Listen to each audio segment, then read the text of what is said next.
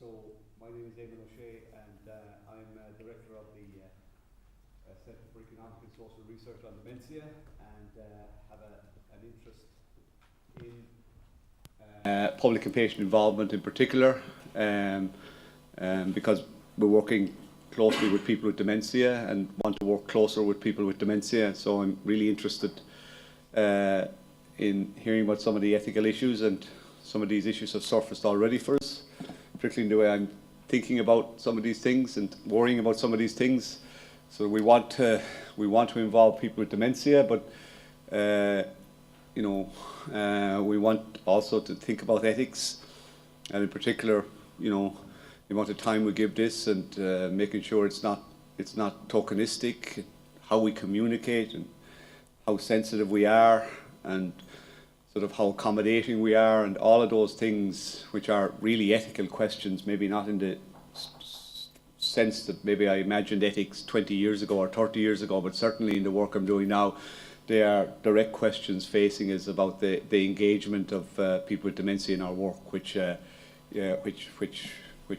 really important to us. So luckily, and very luckily, we have three people who are well versed in ethics and who can maybe enlighten some of our discussion, and certainly help me in my thinking, and I hope you in your thinking. We've Dr. Alan Fives on the left, who will speak first. Then Heike Felsman, beside Alan, who will speak third, and Louise Campbell, also from NUI Galway, who will speak second. So, without further ado, we have about 55 minutes. The running order, or we'll sort of speak for about 10 minutes, but we'll go through the three speakers and then we'll have an open discussion. Okay? So.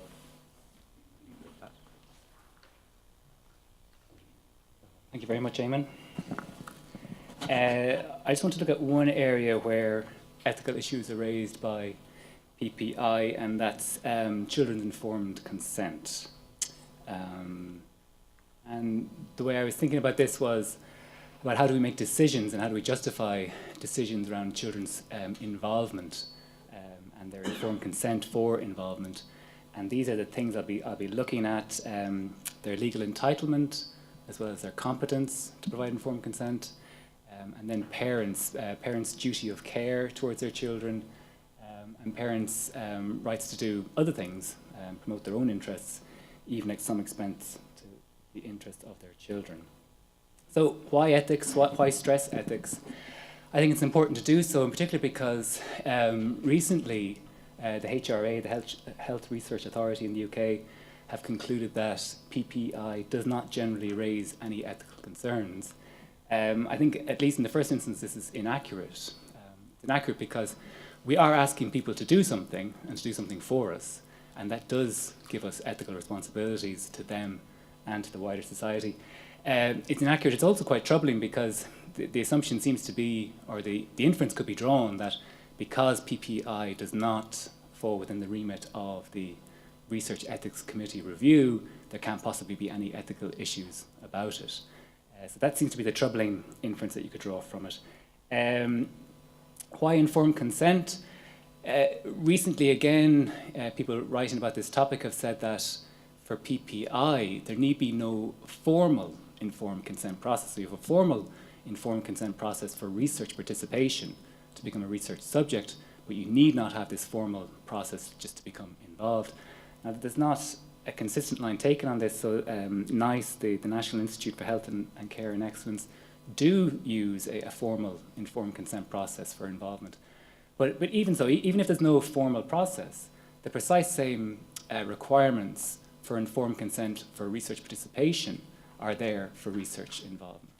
So a recent publication says that we need to communicate clearly, in particular about what involvement entails, so what's the burden, what you've been asked to do. Also, you need to communicate clearly about contributors' rights. So their right to withdraw, the right to confidentiality, things like this. These are the exact same requirements as we would have for informed consent for research participation. So is there a scenario where there would be no ethical concerns at all around involvement of children? Well, maybe if you lived in this sort of ideal and maybe very strange world where all those who were becoming involved were legally entitled to provide informed consent. They were competent to do so. Their involvement raised no issues at all around their welfare, and their parents had no objections at all to their involvement. Then there'd be no ethical concerns, but life is rarely that tidy. So let's just look at the different reasons why there are ethical issues around children's informed consent.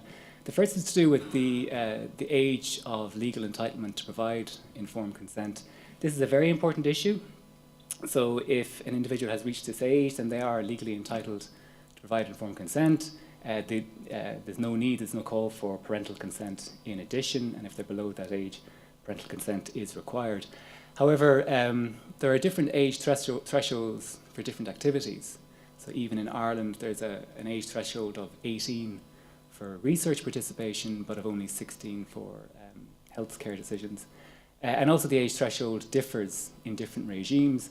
And actually the age threshold is something that is a focus of review and revisions. That's what we target. And that's what calls are there to change that threshold. So that will change over time. In any case, it only tells us so much. I mean, we sometimes use that age threshold as a proxy for competence. We assume, well, if you've reached that age threshold, then you're competent to provide informed consent. But actually, that is problematic too, because you cannot equate legal entitlement with competence. So I tell my students when I'm talking about this that I'm well above the age of legal consent, but I too make incompetent decisions, and I expect them to be very surprised by that, but they're not. But you know, if God forbid, I was forced to make a very difficult decision about a healthcare treatment tomorrow, I could make a very incompetent decision, and I could make a very seriously irrational refusal of treatment. You know, my fear of the white coats, my fear of what the treatment would involve, could be such that my decision making would be incompetent. So just because the fact you've passed that legal threshold doesn't mean that you're competent to provide informed consent for medical care or for research. And we can invert it too, because those who are below the threshold themselves can be competent. And this is acknowledged in the UK for children below 16. So there's GILIC, the GILIC test of competency. So you can be considered competent to provide informed consent without parental consent, even though you're below the age of 16. So the legal age of entitlement to provide informed consent is very important, as is competence, but they can pull in different directions, and they can demand different things from us. And also, judgments of competence are not the final word. So you could be going back to Anne's research earlier when she was talking about some of her teenagers who were very competent but were below 18, and therefore parental consent was needed. So you can be very competent and yet not be entitled to provide informed consent. In many cases, we are permitted, those of us who are above that age threshold, we're permitted to make incompetent decisions. Many of you made incompetent decisions at lunchtime. You know, you're free to do so, and thank goodness we are, because otherwise there'd be severe restrictions of our liberties. But to go back to children, many of them are competent and make competent decisions, but someone comes along and overrides that decision. And in many cases, they override that decision for their own good. So this is what I want to look at next, and it's paternalism. So parents have a duty of care to children. In many cases, this is exercised paternalistically because they exercise power over their children without their children's consent, but for their children's own good. But there's soft and hard versions of this paternalism. So the soft paternalism is where the child is actually making an incompetent decision and the parent overrides it. This seems to be less problematic, although there are some issues with it. Hard paternalism, though, raises serious concerns for us, because this is where the child is making a competent decision, but parents override them and override the decision for the child's own good. So one example from the literature is of a cancer patient who wishes to enroll in a phase 1 oncology trial. So it's not the best decision for her in terms of medical care, because she doesn't know what care she's going to get, but she wants to do it. She wants to do it for altruistic reasons. She makes a thoroughly competent decision to do it, but it's a very risky path she wants to take. So in that situation, you can imagine parents recognizing that their daughter has made a competent decision, but wanting to overrule that decision. and wanting to do so for paternalistic reasons. This is hard paternalism. Even if paternalism is justified, and it is justified in the sense it's a decision made for the good of the person in question, nonetheless, there's always something wrong about paternalism. There's always a reason why we object to it. So Calvin is right here that if he's been educated, he has been educated for his own good, let's assume. If he's been forced to be educated, it is against his will. So there is some violation of some right here, a violation of some liberty here. It is important to recognize that. So whenever paternalism is justified, there is something wrong about it. Often what's wrong about it is that we're violating someone's liberty. I stress it and emphasize it because there are other options. So, we can persuade rather than force. We can engage in joint decision-making rather than in just imposing a decision. We can even compromise rather than insisting on our particular position. So if we recognize the moral conflict here, we can look for the alternatives. And then there's just one final thing. Parents don't always have to be paternalistic. Some of you who are parents may be surprised to find that parents are not their children's slaves and need not be their children's slaves. So parents do have a duty to promote the children's interests, but no one has a duty to go beyond their duty. Parents have a right to promote their own interests, their parents' interests, at some expense to those of their children. So, children who wish to become involved in PPI, that involvement may be just simply inconvenient for their parents, and it may be seriously inconvenient for their parents. And there is some justification for parents turning around and saying, well, we're going to veto it, or we're going to stop it. There's some justification for it, at least. It's not just capriciousness. Okay, so finally, in thinking about the ethics of children's participation, there are various different considerations: children's freedom, their competence, but also parents' duty of care to children, parents' rights to do their own thing as well. These considerations don't always pull in the same direction and lead to the same conclusion. So what do we do? I mean, one option is just to pick our favorite one. That's what a lot of us do a lot of the time. We say, well, we're committed to children's freedom, and therefore we're going to do whatever children's freedom requires. Another option is instead to think of this more as a practical exercise. We're making practical decisions where you need to know less about theoretical stuff, more about practical stuff like, well, what are the facts involved? So what does involvement entail? What's the burden? What are the specific moral issues that are raised? Also, the conflicts between these moral considerations. How do we minimize those conflicts? I talked about the conflict around children's liberty. So how do we minimize the infringement of children's liberty? One way to do so is through engaging people in debate, those who are involved, engaging them in debate about the decision. The upside of that for children is that this also should enhance decision-making capacity as well. Okay, so that's it for me.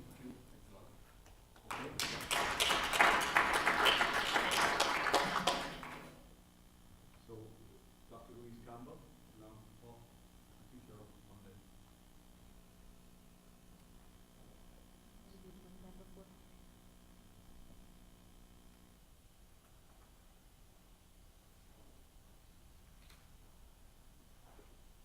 Just testing. Good afternoon. Do this in 10 minutes. So the background, thank you. Just a little bit of background here. In all human participants research, that's HP, couldn't fit it in, there's a tension between advancing human knowledge, so ameliorating our understanding of health and illness, for instance, on the one hand, and protecting potentially vulnerable populations or participants on the other hand. So anybody who engages in research is potentially vulnerable. Not everybody who engages in research is actually vulnerable, but there's always going to be a power differential, and the history of research ethics is littered with abuses. So we have to be careful, and we have to be aware of this fact right at the beginning. What has happened, or what has been happening recently, is what I'm calling the democratization of the research process. And that's been happening through, among other things, a process of, or an awareness of the importance of community collaboration and consultation. And PPI is one form that this can take. It's now really, I suppose, best practice is no longer to simply impose investigators' interests and expertise on research participants now are seen as partners, not just subjects, partners in the research process and not just subjects to which research is done. Thirdly, there's increasing recognition of the social and scientific value of the contributions of persons with experience of a specific condition or disease. So this expertise can be brought to bear within the process of designing a research project or study to valuable ends. Historically, we need to be aware that that certain populations, and I'm going to talk about adults whose capacity is diminished, not necessarily adults who lack capacity, that might be on the programme, but adults whose capacity is diminished, have been historically underrepresented in research for a number of reasons, probably the most prominent of which is that adults without capacity have in the past been exploited in research. So the pendulum has swung back in the opposite direction, and we tend to have become a little bit overprotective of this population now. So there's a sort of a reluctance to engage in any process which might contribute to further exploitation. I want to talk a little bit about capacity. So this is very close to what Alan is talking about when he talks about competence. And I'm using our own legislation, our own recent legislation, the Assisted Decision Making Capacity Act, to do that. The Act says that a person's capacity shall be assessed on the basis of his or her ability to understand at the time a decision is made or to be made, the nature and consequences of the decision to be made by him or her in the context of the available choices at that time. So there's quite a lot in that. We may be able to unpack that a little bit further later on if necessary. But we now have a statutory definition of capacity in Irish legislation for the first time ever since New Year's Eve 2015. A person is said to lack capacity to make a decision if they cannot perform any of the following four functions. If they can't understand the information relevant to making the decision, if they can't retain that information long enough to make a voluntary choice. It's on the retention part of this that many people with dementia are found to lack capacity, their inability to retain. Thirdly, if they lack capacity, if they're unable to use or weigh the information as part of the process of making the decision. And that includes understanding the consequences of the decision or the lack of decision. And if they're unable to communicate their decision by whatever means is available to them. And that may entail assisting them with technology. So conditions such as dementia, intellectual disability, serious and persistent mental illness, including but not limited to schizophrenia, spectrum disorders and depression, and acquired brain injury can all impair capacity. They don't necessarily impair capacity, but they can impair capacity. Bearing in mind what you've just heard about what capacity is in the context of making decisions about treatment or about research participation. I hope I made that clear. So the central dilemma, this is the National Bioethics Advisory Commission, which has since been renamed in the US. It's a very interesting document. The reference is on the slide above. Central dilemma really in designing appropriate protections for research involving decisionally impaired populations. So that's what I'm going to use. I'm going to use that term, decisionally impaired populations. I'm not talking about people with no capacity, because the possibility of involving them is questionable. This dilemma, really, the central dilemma, is the protection of participants from harm. What has to be achieved is a balance between protecting participants from harm and being aware of the potential for benefit from involvement to the participants themselves and to other persons with those disorders or with similar disorders, the document says. So this is the central dilemma. So research has to be very carefully designed to achieve that balance. And I think public and patient involvement in research can contribute to a more robust research design where properly implemented. Our national consent policy states explicitly, and this is a very nice document from 2014, it's the HSE National Consent Policy, states explicitly that adults who lack decision-making capacity shouldn't be unfairly excluded from the potential benefits of research participation just in virtue of the fact that they have a certain disorder or condition, on the one hand, but on the other hand, their lack of capacity to consent should not be used to inappropriately exclude them. This is all part of the same balancing act that I was talking about. special safeguards are needed to protect their rights and interests in the context of involving them in research. So the research, of course, has to be justifiable, but appropriate safeguards, so that it must be asking a valuable question. But safeguards must be in place to protect them. And the consent policy details the situations in which participants whose capacity is impaired may be involved in research. It includes, among those safeguards, it includes the stipulation that the research question should not be answerable by recruiting participants who do have capacity. It must be people who lack capacity or whose capacity is impaired, who are capable of answering that question. A robust consent process must be devised. That's another safeguard. And a third safeguard, there's several of them, but I'm only picking out these three. And the third safeguard mentions proxy consent. Now, we have a problem with proxy consent since the Assisted Decision-Making Capacity Act was signed into law in 2015, because the law does not mention research.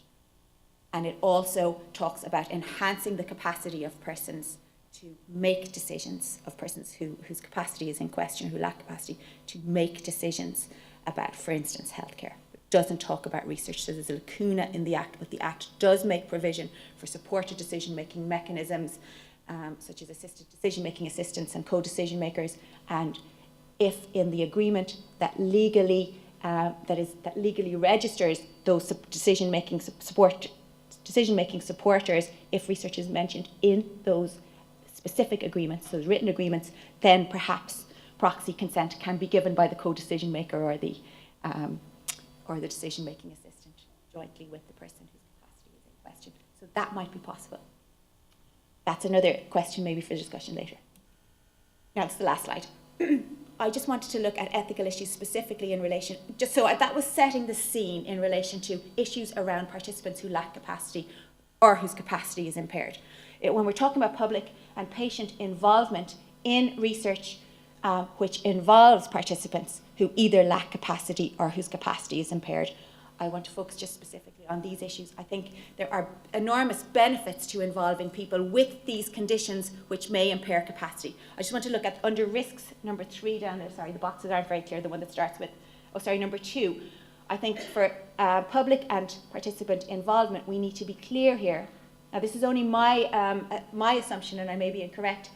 I assume that we're talking about persons whose capacity is impaired being involved in the design and development of the research project. They're the ones that are going to be the advisors. The people who lack capacity altogether may not be able to be involved in an appropriate way, I would imagine. So correct me if you disagree. I would be very happy to hear that. I think the benefits involve. The benefits are multiple. People living with conditions which impair capacity are best placed to understand the needs and priorities of research participants with those conditions. I think that's very clear. I think investigators need to understand how participants living with these conditions construe the benefits and risks of a given research proposal.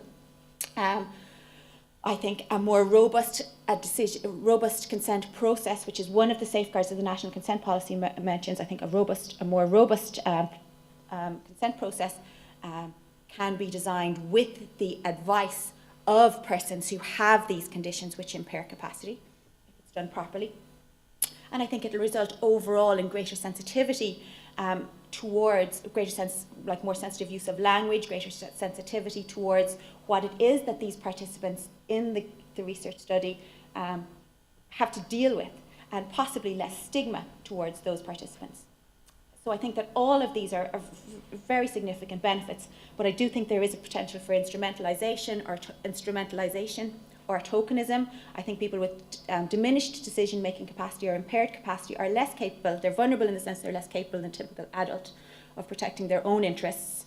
I just put confidentiality issues down as one issue, but there are other issues as well. They're less capable than the typical adult, obviously, of making their own decisions on their own behalf. So there is the possibility that they can be instrumentalized. As Alan said, there are ethical issues because we're asking somebody to do something for us to help us. And we have to be sure that they understand properly the context in which they're being invited to assist, and that they're doing it entirely voluntarily. And the onus is on the researcher to ensure, or the research team to ensure that this is the case. I think there's a need for very clear communication. Advisors must, under these public and patient participants, must understand the nature and purpose of the research. This will be time and labour intensive, and people have to build that into their expectations when they're constructing their research proposal. There's lack of legal clarity, as I mentioned, finally, relating to the involvement of persons who lack capacity or whose capacity is impaired in research, and this may stymie the process. So literally the Act does not mention research, but it does say that unless one of the specific legally recognised mechanisms are in place, allowing one person to make a decision or co-make a decision with an adult lacking capacity, then that decision can't be made. So I think this is going to be an issue for people conducting research with participants who lack capacity. I know that's not very appropriate, but I just put it in at the end. Thank you very much. That's not what I think scientists are like. You sure? Oh no.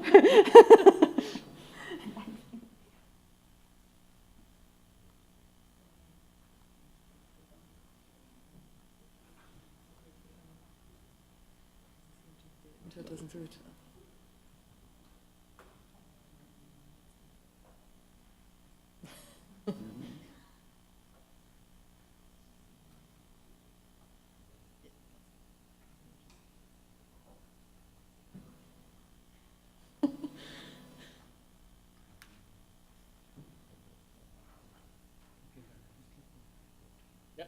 Okay. Okay, perfect. Yeah, how many of you have actually had any dealings with research ethics committees? Okay, good. Yeah, so just trying to get the slideshow on, but it doesn't seem to.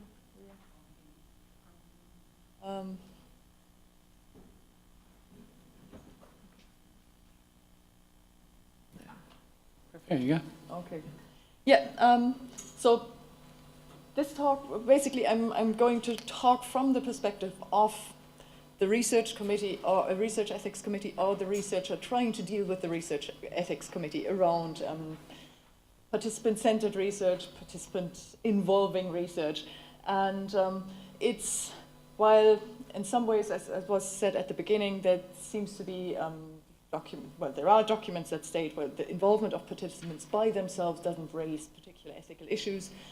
There are ethical issues around this involvement, as well as there are research ethics committee specific issues in trying to get research approved that that works in an unconventional way by involving participants in, let's say, research designing roles, for example. So very quickly, you all know what a research ethics committee is: multidisciplinary independent body charged with reviewing research involving human participants to ensure that their dignity, rights and welfare are protected. So very, very basic definition. And most research involving human participants needs to undergo research ethics committee review in at least our jurisdiction and many others. And as Louise was already highlighting, this review requirement is a response to historical abuses, many of them of a very varied and shocking nature at times. It started basically with regulating more invasive, risky clinical trials research, and so review requirements were then originally shaped by very much traditional researcher-led quantitative clinical trials research in research hospitals. Review requirements have since evolved gradually to also include other types of research in other settings, so qualitative, more social science research outside of hospital settings. And this transition hasn't been entirely seamless. So often you have remnants of the original approach that can restrict research being reviewed in a way that seems to be appropriate to the kind of research endeavor that it is. Yeah, I wasn't sure whether the slides are going to be distributed, so you certainly don't need those documents, but if you want the links and if they are distributed, then there they are. Around research ethics committees in Ireland, just kind of really quick, there's a lot of them by quite a different types of bodies. So you can have clinical trials committees, you can have hospital-based or regional HSE research ethics committees, higher education institution ethics committees, which can be either for the whole university or discipline-specific or organized in many other ways. And then there's a number of other organizations and often advocacy, not often, but in some cases advocacy-oriented, patient-oriented organizations that have their own ethics committees, partly to make sure that research that involves those participants is conducted in a way consistent with their values, and that makes sure, again, that the protection requirement, that there's no exploitation, no over-research, no inappropriate kinds of involvements of those participants. Very different ways in which these committees are organized, which can also lead to problems with review. So if you don't have competence, for example, in relation to patient-oriented research, then the review process can be much different and much more difficult than in a committee that is familiar with those kinds of research, that has people who understand the nature of this research, to understand the kind of specific pitfalls, but also the kind of value underlying it. And so that can lead to quite divergent decision making. Again, this is not to be looked at in detail. So the idea of research ethics review is basically, it's very much a value-based endeavor. So it's supposed to look at research in order to make sure that it fulfills a number of values. So it is about appreciating the value of research. So ethics committees should not just be looking at the mechanics of the research, but also at the overall value of the research, both in terms of validity as well as in terms of social value. There's the issue of fairness, so fair subject selection. Are people being exploited? Are people being excluded, for example? Favorable risk-benefit ratio, that was already mentioned. The independence of the review, so that a committee isn't guided by other interests outside of those values. Informed consent as linked to the value of freedom and choice, and generally the dignity and respect for participants. Now, what the roles and responsibilities in ethics of ethics committees are. They're supposed to make recommendations and provide feedback on the ethical appropriateness. It's supposed to monitor research ethics procedures. It is also, it is in the guidance documents at least, if not always in practice, it's meant to have an assistive and educational role as well. So it's not just meant to be the ethics police. It is actually meant to be there to assist colleagues within an institution or within a profession with complex research ethical issues. It's supposed to encourage and guide researchers' reflections on ethical aspects of their work, to be accountable to those who apply to ethics committees, as well as to potential participants, and also to provide mechanisms of kind of procedural fairness, so that if an application is rejected, that there is a fair process to actually be able to review it and make sure that this rejection is, it has been done in an appropriate manner. So all of this sounds really nice. So where's the problem for participant-centered research? So one of the issues is thinking in general about the ethics review process. So research ethics committees, research ethics committee members tend to see their role in kind of in those value terms. So it's about accountability, transparency, peer support, integrity. So when we did a study on how research ethics committee chairs, for example, described their role and function of the committee, their self-understanding was really constructive, supportive of research, and improving the quality of their research. If you talk to people who undergo ethics review, you don't often get that kind of story. You tend to get another kind of perception. So there's a sense of overregulation, potential intellectual constraint, bureaucratization, burden of red tape, lack of adaptability to different contexts and needs. So we have that kind of difference. So we have a presumably value-based nature of research ethics review, but often an experience and practice in which those values don't always seem to be successfully implemented in that way. And especially for the area of participant-centered research, there's another significant problem in relation to the implementation of those values in research ethics review, because the prime demand or the prime role of research ethics committees is usually to be understood the protection of participants. And it often works on the basis of the assumption that those participants are vulnerable in a way that they need protection from the ethics committee, or need to be reviewed in a way that you do make sure that those vulnerabilities don't actually lead to exploitation or harm. And as Louise was saying herself, there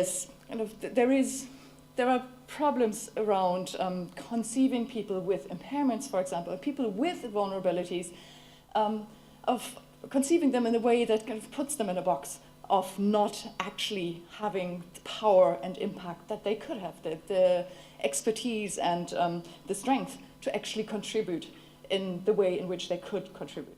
So this perception of researchers as the powerful experts and participants as vulnerable, passive victims that are being submitted to the researchers' actions, yes, there is truth to it, and there's all these abuses in the history of research ethics, but you also have to be careful that this doesn't lead to kind of boxing the participants in the vulnerable box and ignoring the kind of contributions and competences that they have.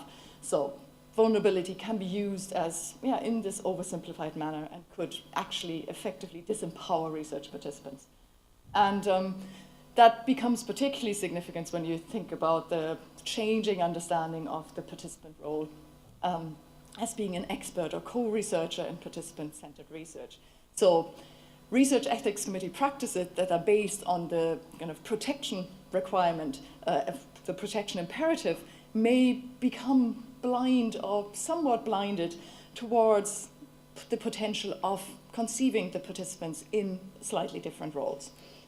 And so it is a challenge partly in ethics review to do justice to that. One reason there is procedural. So while the point of participant engagement to a certain extent is to provide genuine space for participants' needs and concerns and to have something emerge from their involvement in research that may not have been in the conception of the researchers when they started out, that often requires kind of a potentially open-ended process of engagement. The problem with research ethics committee review is you have a form in which you need to know at the very beginning what you're going to do at the very end, more or less. I mean, it depends. There's the possibility of dealing with that in a kind of more procedural way. But originally, ethics committee review forms are very much like that. And so any researcher can't tell you at the beginning what you'll be doing at the end, creates a challenge. And that, by its very nature, stands in the way of kind of constructive, active, shaping engagement of participants into the final result of how the research is going to be done. Now, it's not just participant-centered research. Any kind of research that relies on a process encounters similar issues. And so what do ethics committees need to do in this context? Well, they should remember their role as facilitators of ethically valuable research. So they need to take steps to review research that may not fit their established patterns with an open mind. So they should be constructively skeptical of received wisdom around protection, vulnerability, in light of the values. So it's not about being skeptical about the values, but it is about, are the processes that we have in place actually the ones that help us to realize the values that drive the research ethics review that are ultimately underlying it. So they need to take seriously the supporting research role. So not to forget that at times ethical review requirements may actually become ethically detrimental or may stand in the way of things that actually could be quite valuable. And in order to be able to do that, there needs to be space for reflection, as well as there needs to be sufficiently diverse membership, as I was saying at the beginning, including members, for example, with participant-led research experience. I think that's it. Yeah. Thank you very much.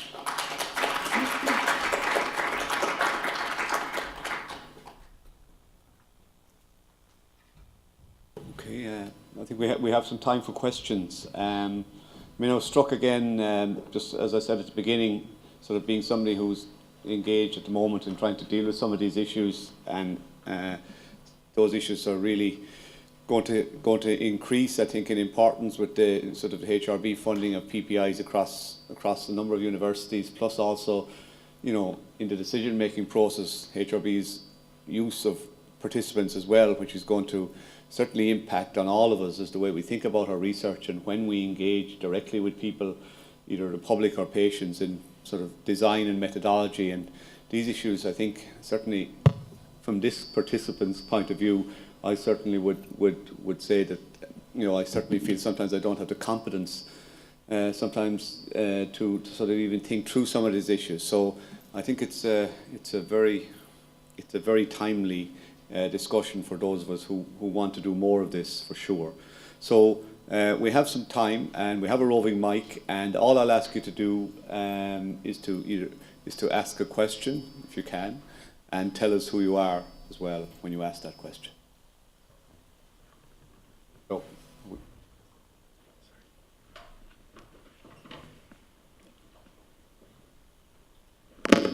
Hi, I very much took that point that ethics committees, the last speaker, the ethics committees might have to change their ideas when reviewing these applications. But I think one of the main problems that comes up, and I'm on several ethics committees, is that one thing you're there for is also to protect the participants and the researchers.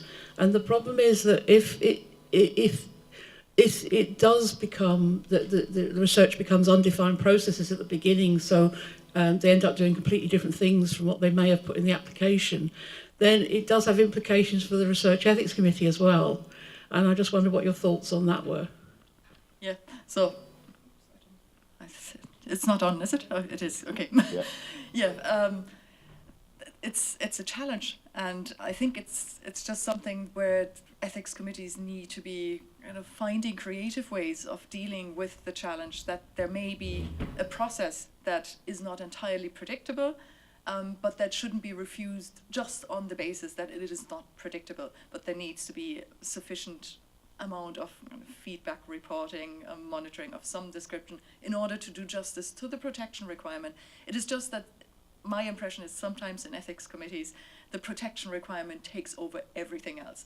And it is extremely important in light of our historical knowledge, in light of knowing how easy it is to even inadvertently do dangerous things to people or harm them in ways that you may not have foreseen as being a harm.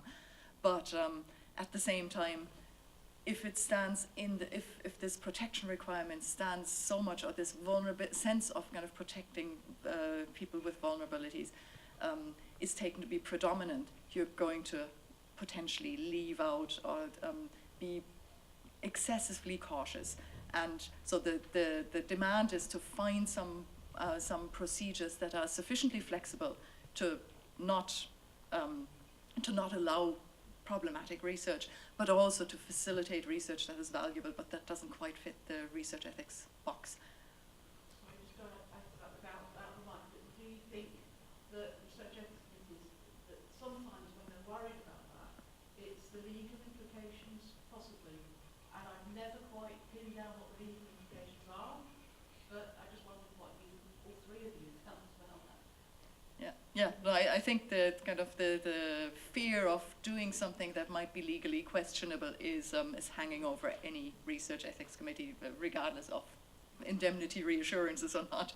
And there is often, again, I mean, the legal perspective tends to be the one that, if in doubt, you're going to be more restrictive than necessary, and that is a problem. Yeah, I think you're right about that. I think the legal dimension is often the default, and just the word legal seems to conjure up a whole sort of plethora of probabilities that might not be, concretely itemized even. I think ethics is much harder to talk about because it's so much more amorphous, like this notion of non-legally determined risks and benefits, whereas the law is much more easy to kind of default to, and I think that's part of the problem. And I think as soon as you deviate from an approved research ethics application, Research Ethics Committee application, then there is the worry about liability, sort of this vague amorphous sort of worry. So I suppose it's natural that it happens, but it would be nice if people could think a little bit more outside the box. Yeah, and I'd agree, and I think there's an institutional pressure, or at least a perceived institutional pressure, to be concerned about the reputation of the university or the risks to the university. And there's a pressure to think in a way that's not, strictly speaking, ethical. But to go back to a point I think Heike was making about the importance of having people on the committee with experience of working this way. So I can think of one example of someone on a research ethics committee who was working with people with diminished capacity, research that involved these people at every stage, and that person's contribution to the committee was really substantial in discussing issues around consent and capacity to consent. And I think they changed how the committee actually dealt with those issues as a result.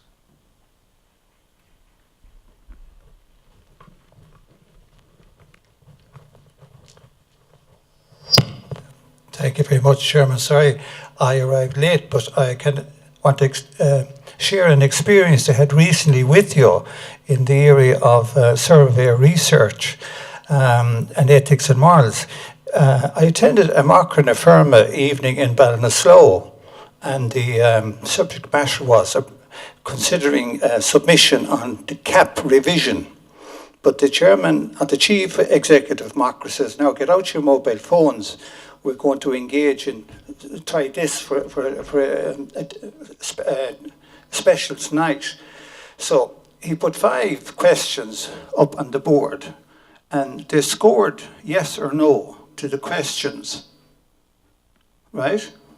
And you could see the score go up, yes or no, and the numbers that actually voted. Now, there was no ethics or morals considered at all in it. So the point I'm making is that the digital age is cutting through a lot of what we're tied up in with regulation and prohibition, if you like to say it. Thank you. The right.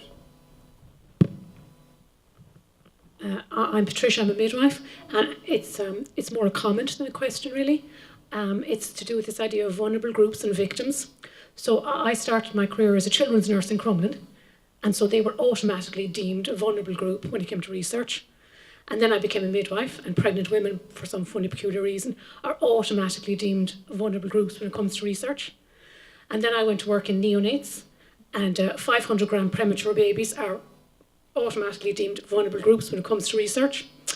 And then I came to the west of Ireland to do a PhD on cerebral palsy, because I was curious to know what happened to my 500-gram babies, who I was performing heroics on, and they were automatically deemed a vulnerable group.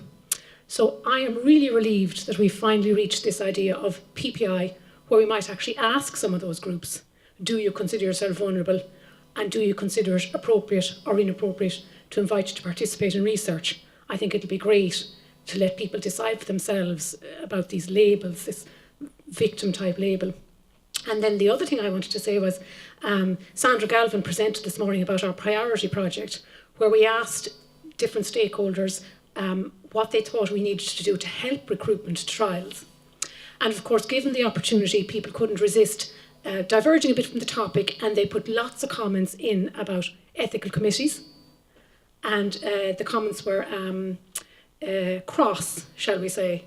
And they were things like they blamed the ethics committees for this excessive bureaucracy. That was what and these were stakeholders, members of the public, they were researchers, PIs, they were all different stakeholders. And a lot of the members of the public associated the ethics committee with the 14-page information leaflets that they ended up stuck with. So that they're just comments to tie in with some of the things you talked about today. Can I just add to that and maybe ask for a response, because one of the issues I had recently with a PhD student discussing personhood. So she's doing a PhD on personhood, and we had a long discussion on this issue of vulnerability and the person and how we'd engage people actually to talk about this. This is not in the design stage, but it's just as participants. we ended up the discussion saying we're talking about personhood, but we're talking about people with dementia then in terms of ethics in a very non-personhood way. We almost talked about them as the other, as outside the process. So we had a very interesting hour or so in just engaging in the very same way as you did about, so how does this reconcile with the notion of personhood in dementia, the way we're about to treat the person, and in terms of the safeguards we're putting around this, even for people with mild cognitive impairment, let alone as we go on. So it is an issue in terms of this engagement. On one level, you want to treat a person as equal, and another, in a sense, you're concerned because of the nature of the difference. I think the most important slogan in the context of what we're discussing, that has come out in the last few years is this idea of nothing about us without us. Like, I think it's fundamentally important, and I think it's driving a lot of these changes. And I think the underlying intuition there is that, we can't objectify, or we can't simply say, we're the experts, this is our perception of what is better for you. And it's really an anti-paternalistic trust, I think, behind this idea. And I think that will drive improvements in research. I think, as Heike says, research ethics committees have to rise to the challenge now, and they have to understand that overprotection can be, I won't say as harmless as under-regulation, but as harmful, but it still constitutes a harm in its own right. I think we have to actually look at whether communities are consulted in the process from now on. So thank you.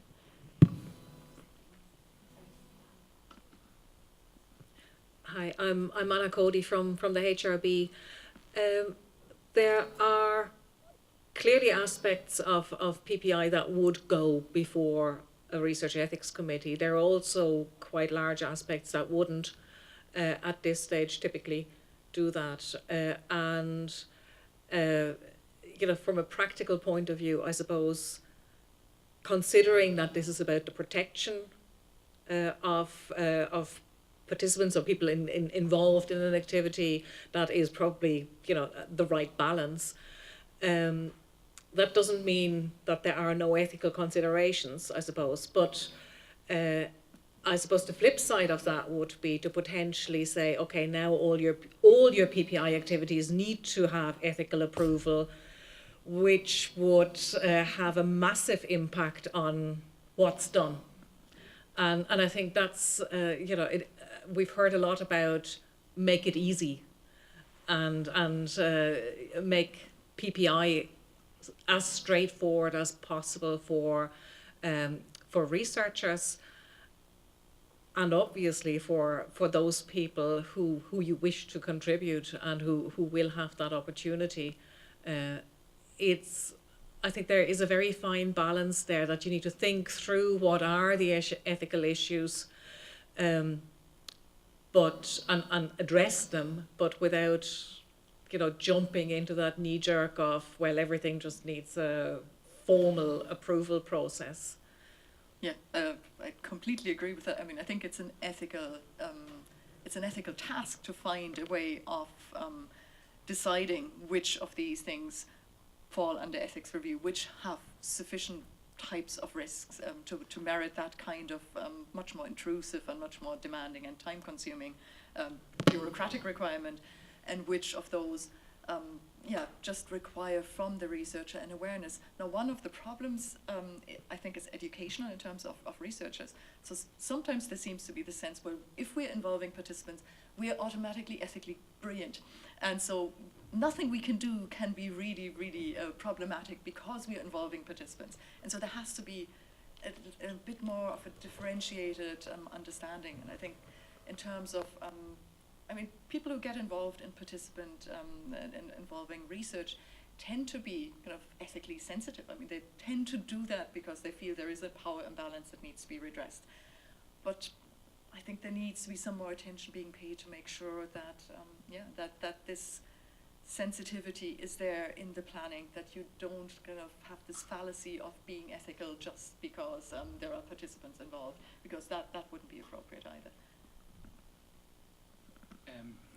I'm also a bit concerned about the distinction the HRA seem to be making is between whether or not research data are being collected from the individual. And if no research data are being collected from the individual and it's just involvement, then it's not research and it doesn't come under Research Ethics Committee review. And if data are being collected, then it does. And that's not a distinction between high and low risk or types of engagement that raise serious ethical concerns and those that don't. It's not an ethical distinction at all. So it's really unhelpful.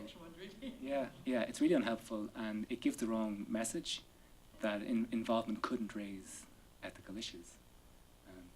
This is from public and patient involvement, not from participants. Proper, Yeah, I suppose one of my thoughts is kind of related to the last question, which is that, I mean, I suppose the traditional concern about research has been that we might, quote unquote, do something to a participant that's not right or not ethical.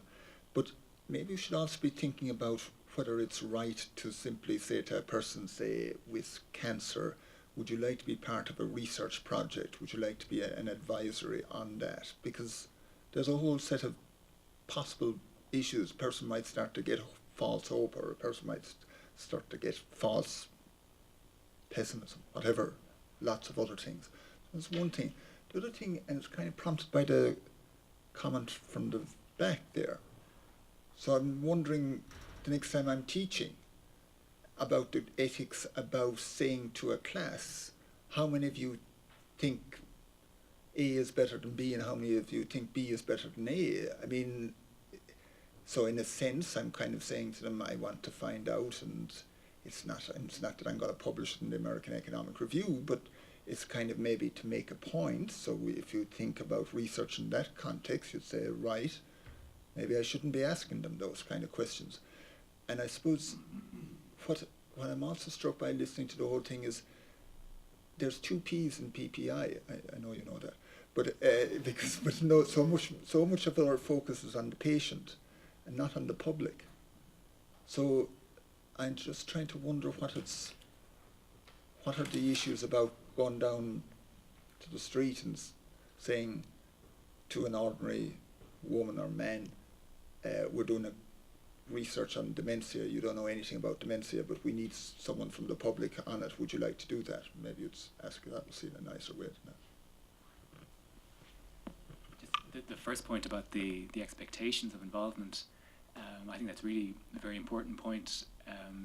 We did a study on young carers many years ago, and the families that we spoke to, we tried to be as clear as possible that their participation in the study would have no impact whatsoever on the services that they would receive, and it really, that message did not get across in many cases. So there are no services for supporting young carers, and if I'm being asked to become a participant in a study about it, where I'll tell my story, surely something will happen as a result. It's the natural assumption. Maybe just an added little comment on classroom engagement. I mean, there's a reason why many ethics committees look at any research being done with students as, again, research being done with a particularly vulnerable group, in the sense that there are particular power dynamics at play where if you're being asked by your lecturer to do a certain thing, you may do things that you may not actually want to do. So it's one of the things that probably one should be thinking about, whether data is collected or not. So I mean, that's one of the reasons why this distinction between data collection and other types of involvement is potentially problematic. Just on the going out into the street and recruiting, asking people if they want to be, I know you said it in a sort of off the cuff way, Brendan, but I think there are going to be ethical issues around recruitment for PPI for definite. I think that is something, how to recruit, where to recruit, how to determine who to actually select from the, say, many people who may or may not volunteer. I think all of those things have to be thought about in advance, and as certain ways of sort of structuring the approach need to be set down.